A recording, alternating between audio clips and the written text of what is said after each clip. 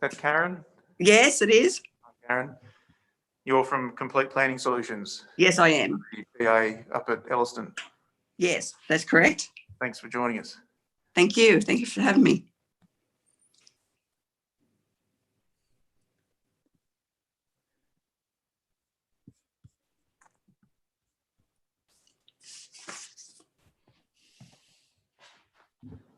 Hello, Tim. Hello. Tim, you can hear us? Yeah, we can hear that. So I've got Tim Hopkins. He's representing the submitter in relation to DA 50 of 2021 for the subdivision out at Merriwall. Thanks for joining us, Tim. Thank you.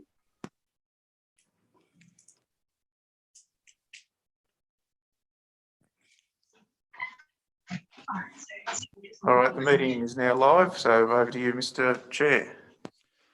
Oh, very good. Well, good morning, all. Morning. Slightly unusual circumstances. We're back on Zoom.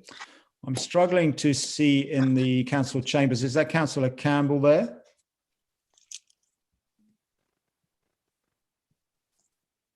Yes, Mr. Chair. So we've got Councillor Campbell, myself, Matt Pringle, and Stevie Hayne. Councillor Watts is online with me.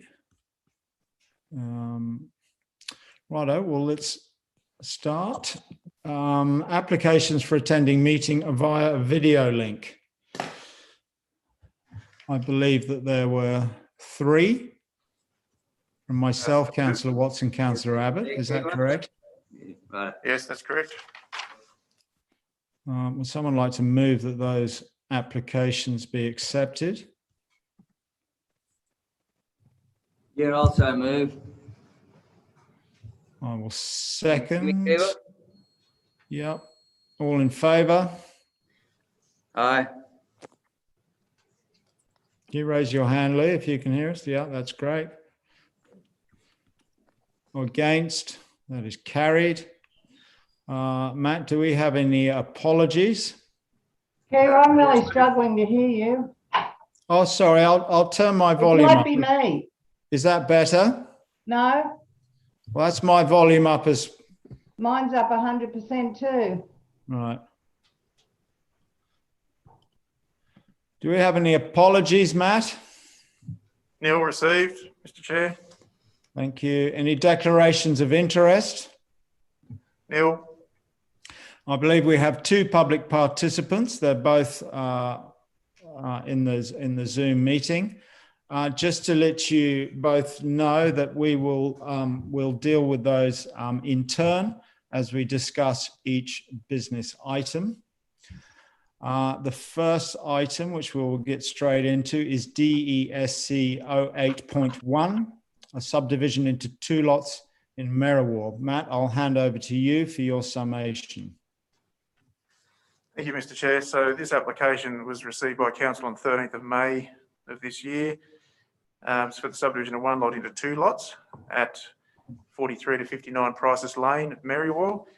The DA is being referred to Council as 1 submission has been received following public exhibition. The development site, it's a 7.41 hectare allotment. It has 165 metre frontage to Prices Lane and a 277 metre frontage to an unformed public road. The development application proposes to subdivide the land to create 2 lots with areas of 4.416 hectares and also a 3 hectare lot as well. If we turn to page 17 of the agenda, you'll see the proposed plan of subdivision with the 2 lots. So it's a fairly straightforward subdivision.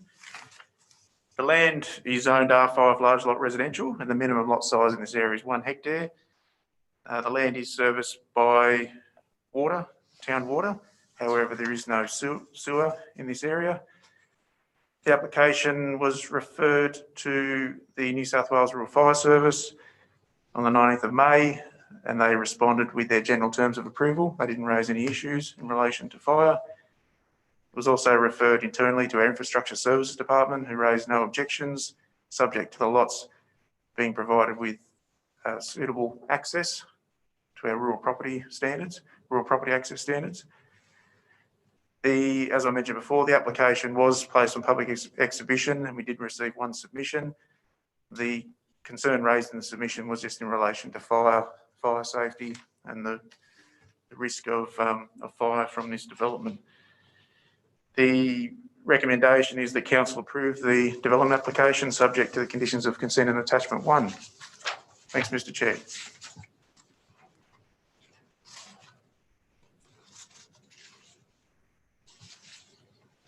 Sorry, we can't hear you, Mr. Chair.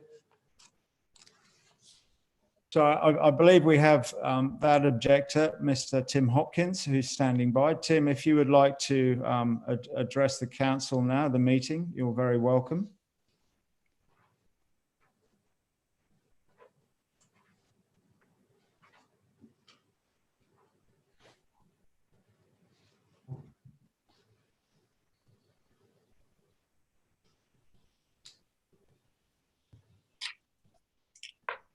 Can you hear us there, Mr. Hopkins? Just got you on mute. Oh, here we go. We're just sorting that. There we go. Hello there. Yes. Can you hear me? Can you hear us okay? Yes, we can. I certainly can. Yeah. Yes. Thank you. Can you hear me now? Yes, I can hear. Yes, I can hear now. Right. You'd like to know why the objection for the subdivision? The fire possibility risk. Also, the distance to the boundary of the farm for farming practices and work, such as crop spraying or pasture spraying, how this could affect the housing of the subdivision.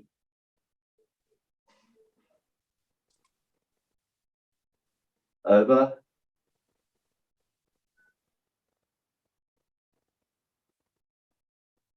Great, thank you, Tim.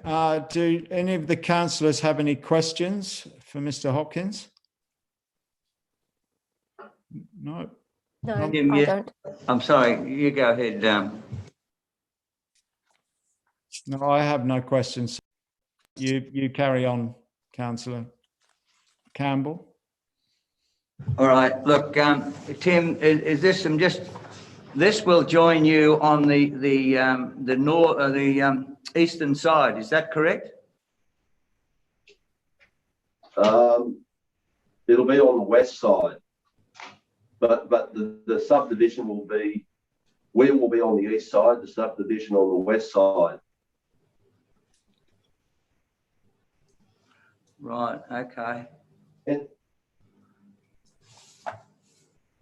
Yeah, just that I can't see the, it's not clear where the Golden Highway is, or my understanding of it is not quite quite clear. The other this will be thing, down Price's Lane. lot 1, there's that little triangular, rectangular part there. What's that? That's houses, is it? Next to Mark Wales' house area. All right, okay. So this is further down. This is sort of right in the centre of Price's Lane. Yes. Oh, So if I may, Mr. Chair, so the Golden Highway is to the top of the page. right. I believe Mr. Hopkins' property is to the right of the page, which is to the east of Price's Lane. That would be lot 169. I believe that's correct. Tim, is that your lot, lot 169 and 167? I don't actually have it in front of me, sorry, but I think so. Could I ask too, Matt, not the hatched area, but the area there that's, is that a pipeline runs right through the lot? Is that a pipeline or an easement or what? Or is So that through the chair, that's C is an easement for electricity running through both I see. lots. But as I said, the lots are quite large. One is over 4 hectares. I think the other is 3. So there's plenty of room on there for a dwelling on each lot. Right, do any of the councillors have any comment? I think Councillor Watts, Councillor Campbell. Matt, do you have any comment back on Mr. Hopkins's concerns? Just that the application was referred to the RFS. They raised no objection to it. They were satisfied. They've issued their general terms of approval. The land is actually zoned large lot residential, and this development easily complies with the minimum lot size for this land, which is 1 hectare. Both lots are well over that minimum lot size. As I said, the blocks are quite large. There's plenty of space on there to erect a dwelling. So we're satisfied that the application can be approved. Thank you, Matt. As such, do I have a mover for the recommendation? Oh, hang on. We'll just wait for. Oh, we have a mover in Councillor Abbott. I see Councillor Watts is reconnecting. Do I have a seconder while that occurs? Yeah, look, I'll second it. I do understand, Tim, some concerns regarding it, but at the present time, in my understanding, it's an open paddock, isn't it, Tim? If I'm At the moment, it's under grass pasture, but at times it needs to be sprayed for weeds or bugs, right. and I don't think it'd be very good having the house too close to this land when you need to do that sort of management. Yeah, I can't. Right. Well, we have a mover and a seconder. All in favour. Councillor Watts, I can't actually see you. You might have to do that audibly.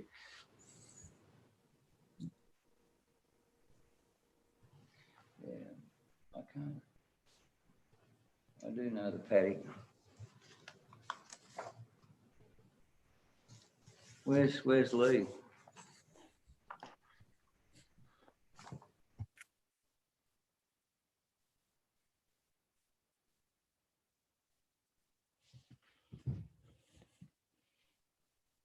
Councillor Watts, can you hear us?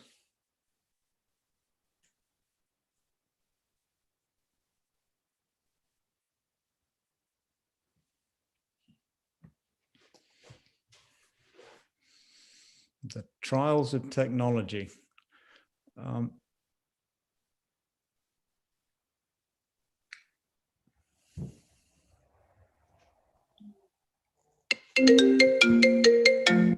This is Councillor Watts ringing me now. Hi, Lee. Okay, you can't hear me on the audio on the Zoom? No, we can't. Can everyone hear Councillor Watts through my audio on the telephone? This is somewhat unusual. Lee, we have I'm not sure if you're aware, we have a mover and a seconder, and all are in favour of that DESE 08.1. Do you have My hand's up. your hand is up? All right, so that motion is carried unanimously. I'm not sure how to proceed here. Do you want to try and zoom in again, or would you like to continue? I can't zoom in.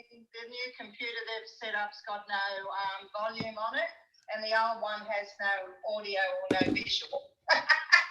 Right. Can everyone hear Lee through my telephone? No, Yes. I can't really, not clearly. Lee, you're a long way away by the sounds. It's probably more to do with my telephone than anything else. Okay, I might be an apology, I think. No, I can hear you. No, that's a little bit better now, Lee. Okay, Right, I've got a well, guy let's- next to me. Is that better? Let's try and proceed as we are, and move straight into DESC 08.2, which is on page 19 of your agenda.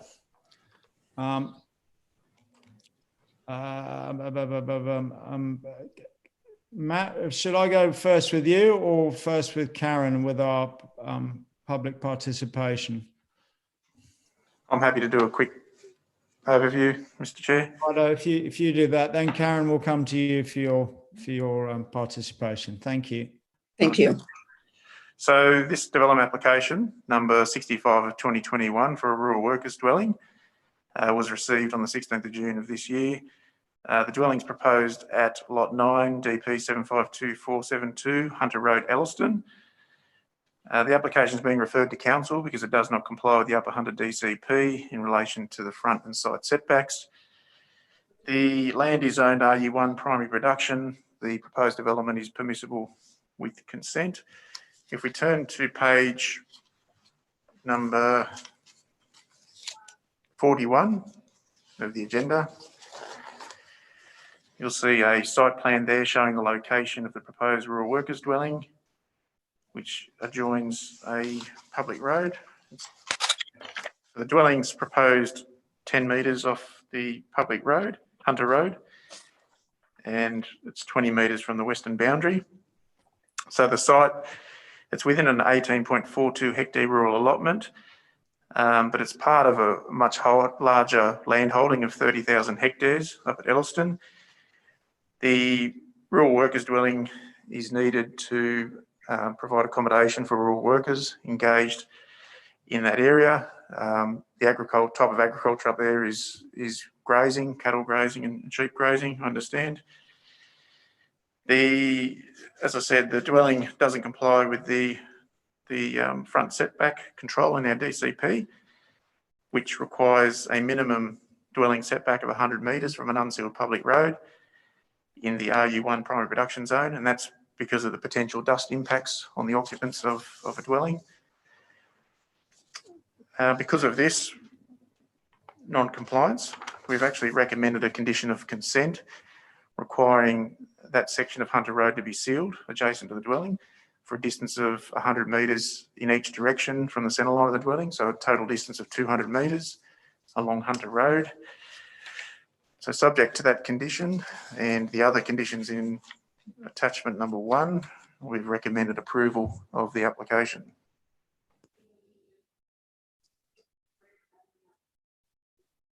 Thank you, Matt. Karen, I'll hand over to you now. Thank you. Okay, thank you very much.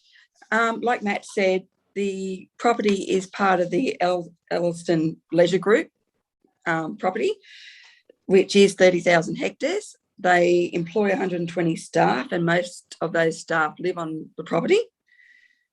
Now, it's 75 kilometres from Scone, and that's why we're needing this additional accommodation for rural workers. I was advised that council would be recommending approval, and I'm grateful of that. I didn't realise that this seal road component was going to be part of that condition of approval. So I'm kind of flying a bit unknown there. So I'm believing that, that's a big ask for the client to do that, and I don't think that they would be receptive to doing that. I would like to argue that, the 10 metres, while I understand the 100 metres for the dust reason, and usually fully support that kind of approach to these issues, but given that this is the big part of the bigger parcel that Hunters Road is within the Elliston development, the traffic there is very, very low. It's only basically visitors it wouldn't even be visitors to the Polo Centre and that, because this land is predominantly used for the grazing of cattle and sheep. So the number of people going past that house would be small. They have asked for it to be 10 metres from the road because that gives them better surveillance of the other properties around there. Also, this site has a number of power lines on it, which restricts where the house can go. I think because, like I said, normally I can appreciate why council would want that sealing of the road, but under the circumstances, given where it is and what the property is part of, like that bigger 30,000 hectare property, like I said, the amount of traffic on that road is going to be next to nothing. So I think that's a bit of a bit too much to ask for the sealing of the road.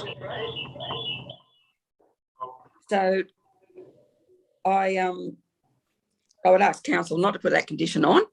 I don't know whether or not the condition could be, should that property ever be sold, that then that condition gets placed on there. But I think for this development, it is a bit too much to ask, and it's something that if council were looking at imposing that condition, then I would seek your deferment of the matter so that I can go back to the client and talk to them about that. Fair enough. Matt, do you have any comment on that?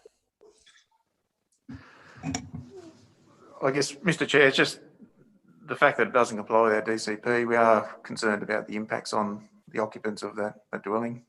We have got situations throughout the Shire where we do receive complaints from residents that adjoin a gravel road, complaints about dust.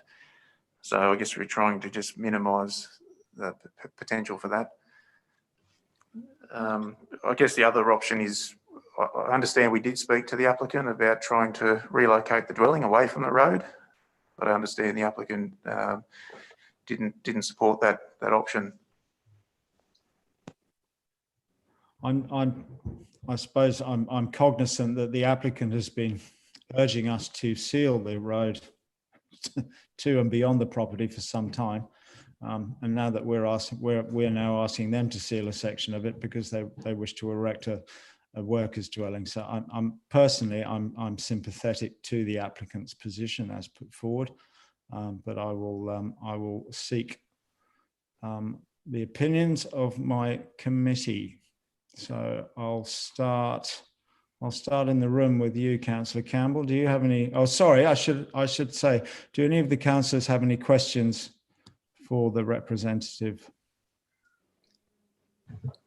Yeah, look, thank you, Mr. Chair, and thank you for coming and speaking to us. I might add that Elliston Station has always been a development that has absolutely progressed, and I believe it has progressed the Shire as a whole, the way that they've developed that area, and also being an agricultural person, developed the farming land and pasture land out there. It's an absolute credit to them. Look, I really feel that either the house is left, the dwelling is to be shifted back, or seal that road.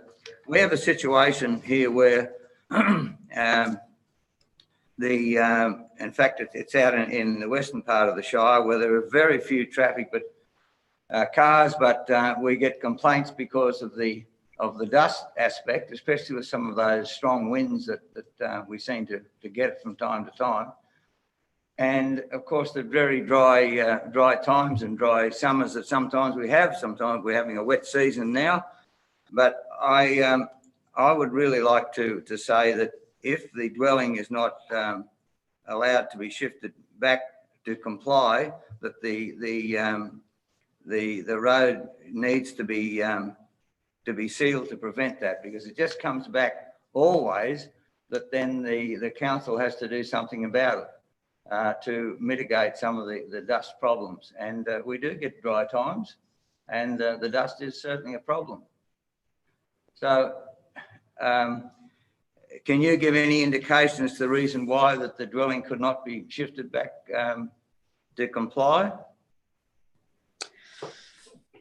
I haven't actually been on site. Like I said, they did raise the idea, the power lines, and said that restricts the options on that site. So I'm not sure where those power lines are.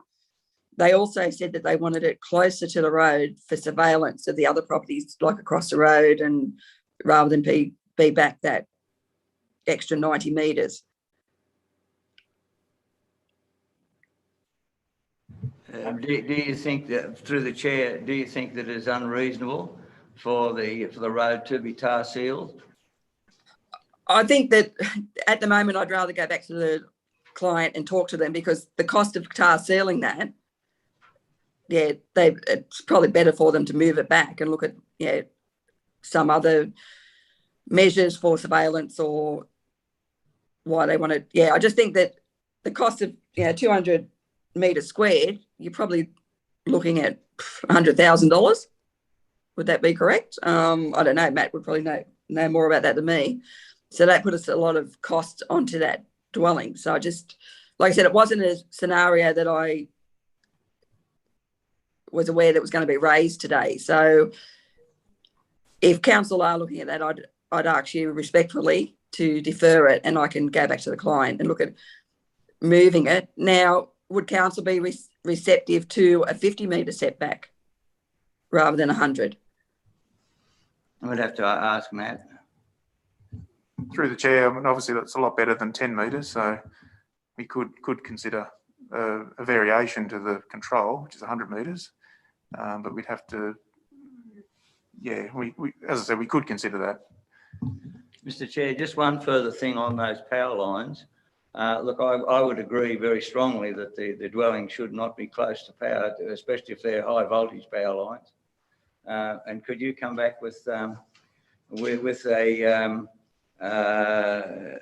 idea of where those power lines are in relation to the proposed dwelling? It's up to you, Mr. Chair, whether we defer it or what. But anyway, well, I see that both my other co-councillors have put their hands up or look like they're doing. I saw Councillor Watts did at least twice. So Lee, I'll hand over to you now. Can you hear me? Yes. Oh, okay. yes. All right. So I would like to put forward that we defer it. I think we need to, without asking questions back to Matt in regard to different distances and whatever. But if they think that's the most reasonable way to go, I think defer it and just don't continue the conversation until after. Yeah, I agree. Could I just ask, is this beyond the other side of the polo fields, or is it this side of the polo fields? I've never had the pleasure of being on the site, so I don't know, sorry. Matt?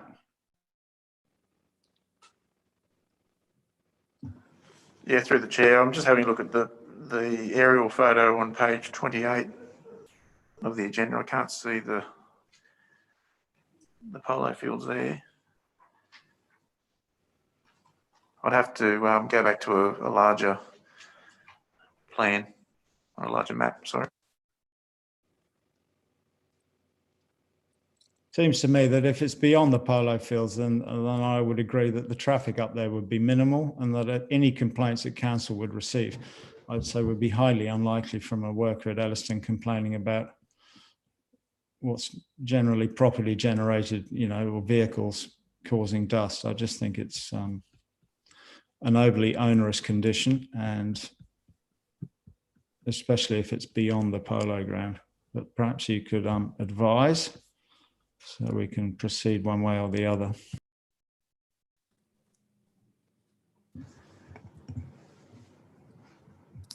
Sorry, Mr. Chair, was that advising the location? Yeah, which is the Scone side of the polo fields or the other side? Well, I'm going to have to go and look at a larger map, so I can do that if you'd like to bear with me. Otherwise, all I can suggest is that recommend the council or the D&E committee recommend deferral of the applications so we can get more information. Okay. Would you like me to go and have a look now? Well, it'd be handy to know, because I mean, what does everyone else think? To me, it seems if you're beyond the polo fields, the traffic up there is absolutely minimal, and it's entirely generated from the property. If it's this side, then you might wish to consider setting it back somewhat. So, yeah, can we? I would just like to see Okay with that. it so that the proponent can give an answer. They would probably clear things up very, very quickly once that they, and perhaps an idea of the number of cars or trucks or whatever goes through there. I'm very pro-development, but I am concerned as what has happened in other areas where the dust it becomes more of a problem than what's first thought. So I would really like to see it defer and let the proponent come back with some more information. Chair, maybe if I can comment from a staff point of view. If the committee was in the mind to start changing, I'd be concerned about what the impacts were on the DCP for future development, and I'd probably prefer staff to give some consideration to what those implications might be. And given that the proponent seems to want to go back and, I guess, test some alternative ideas, my thoughts are that maybe deferment might be best in this instance, but it is the committee's decision at the end of the day. Well, seeing as three of you, Councillor Abbott, have you? Yep, I agree with what Mr. McDonald has just said and with what Councillor Watts said, and I would support a deferral. Okay, well, are you moving that way? Yes, I'm happy to move it if Councillor Watts hasn't already. Did. I have. So I'll second it. I'll second it. Okay, all those in favour? Aye. Aye. Against? That is carried. Okay, so we'll seek further information about the possibility of the proponent tarring that section of road or setting the building further back. Which moves us into. Thank you very much for your time. Appreciate it. Thank you for your time and involvement too. Thank you. Which moves us to councillor questions. I'll start with Councillor Abbott. Thank you, Mr. Chair. My question basically is back to the local environment plan and how with the IPCC coming out yesterday with their very, very serious report about man-made catastrophic climate change, it's really essential that we look to changing our LEP, and obviously we need the state government on board with this. And so we need to really be advocating strongly. So my question is, when will we start doing this? Because we don't have time not to be facing the climate change disaster that's already here. So through the chair, if I can respond. So we have a draft climate change strategy that's just been sent out to the Sustainability Advisory Committee yesterday. I hope you received that, Councillor Abbott. Yes, thank you. I did, but it doesn't go far enough. Right. Okay. Well, I guess that's the start, our strategy. So that's out to the committee for comment. So we'd be very interested to see what the committee members think of that and if they can provide some feedback. And that yes, I will. But I just think that we're not taking this on board as the emergency that it is, and that we really, really need to be addressing this. And thank you, Matt, and I thank Mr. Jakes as well and Tim for getting that together, but it doesn't go far enough. And we need to be lobbying and advocating to the state government about their role, and the federal government too. We are not on track, contrary to what Mr. Frydenberg says, we're not on track at all. And we are a pariah as far as the world is concerned. And as a local government, we have a responsibility to the residents in this shire, and we need to take this seriously, and we haven't done. But I will give feedback on the sustainability issue, climate change approach that has been sent to the committee. But it is my question, what are we now going to do that's serious and not pretending that this doesn't happen anymore or isn't happening? Going back to your specific first question, yep. That was to do with the DCP? It was to do with the LEP, the local environment plan, because right now, as it stands, even when we've tried to stop certain development happening, developers know our LEP inside out. They know it better than we do. And they're off to the Land and Environment Court very quickly. So until that changes, and this is common for all councils, we're going to be keeping on approving fossil fuel projects such as more petrol stations. And it's just inevitable. It's the way our LEP is set up. So it's a really important thing that we need to do. Matt, when does work on the updating the LEP take place? Mr. Chair, we're currently in the process of reviewing the LEP. We weren't going to consider the types of permissible land uses though, as part of that review. But that's something we could do if the councillors wish us to. I would be happy to see that. What about you, Mr. Chair?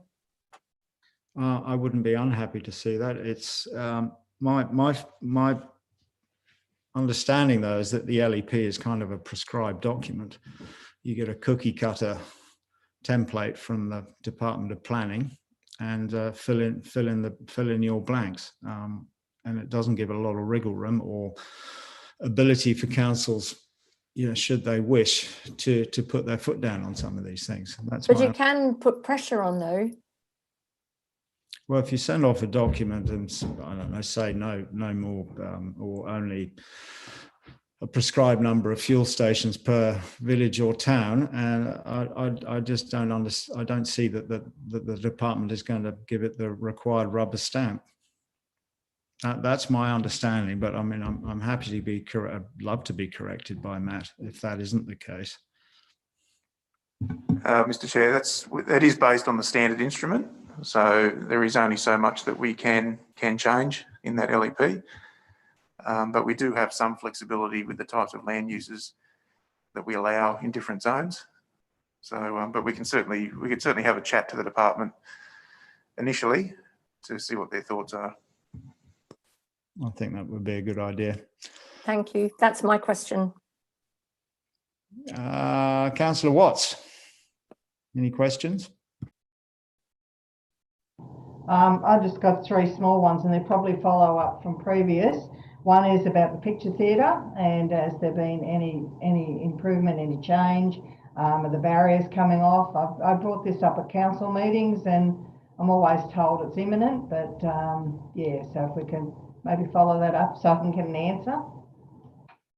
Now, with the scaffolding now on the other side of the street, yeah, it doesn't look great at all.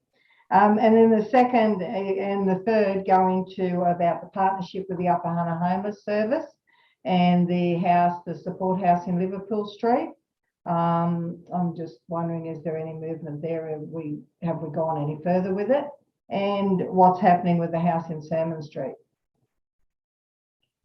Through Mr. Chair, so the emergency accommodation Liverpool Street work is commencing this week, I understand. Right. Week or next week.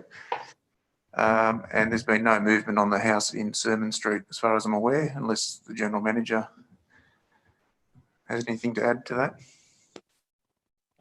I can probably just add the comment that Sermon Street was excluded from the purpose of emergency housing. We focused that on Liverpool Street, and as Mr.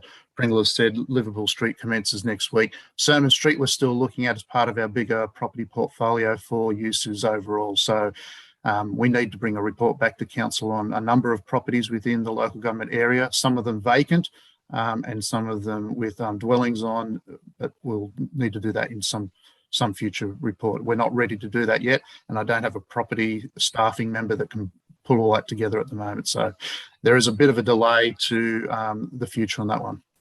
I knew it was excluded, but I also knew it was starting to go into disrepair. So I didn't know whether it was still going to be maybe included and thought of to be sold, and maybe we could purchase a small unit from funds, but that'll all come back as a record. Yeah, okay, that's fine. And the picture theatre? As you know, every time I ask them for an update, I'm told that the scaffolding or the hoarding will be coming down within a few months, and it doesn't happen. So I'll have to contact them again and get an updated time frame. I know it's a time waster, but it's been years. It's just ridiculous.